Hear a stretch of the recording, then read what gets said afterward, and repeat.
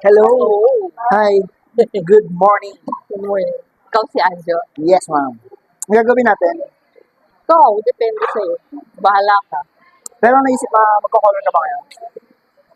Oo, sabihin mo, depende sa'yo. Stay tayo dyan. Baka mamaya, kulayan ko to ng light eh. Tapos, Hindi ayaw mo pwede naman. masyadong colorful. Okay, sige, sige. Dapat So, medyo balak mo conservative. siyang kulayan. Tama. Kung sasabihin Highlights, mag-highlights ka ba?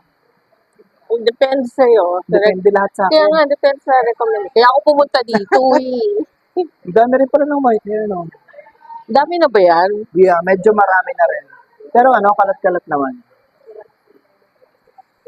Better dito mga micro highlights lang. Yung maliliit. Mm. Para hindi rin siya ganun ka-loud.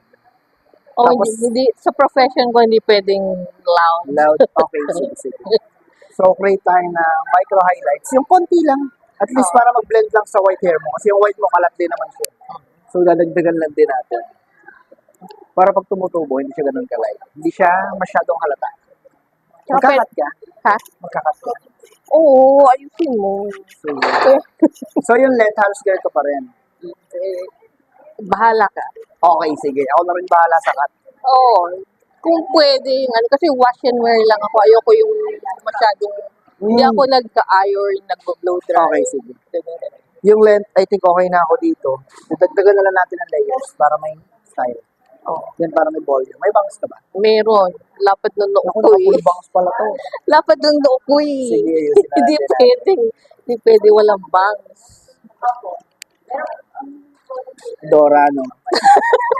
Kaya tayo dyan. Sige, sige. Pakot ko lang muna, ha?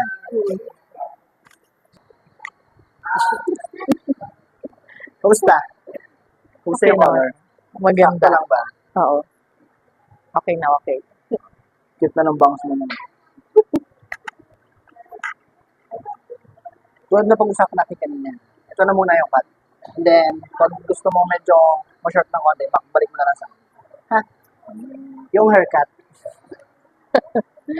Ganda, oh. Okay na, okay. Ewan ko lang, ma'am, kung problemahin mo yung white hair mo dyan.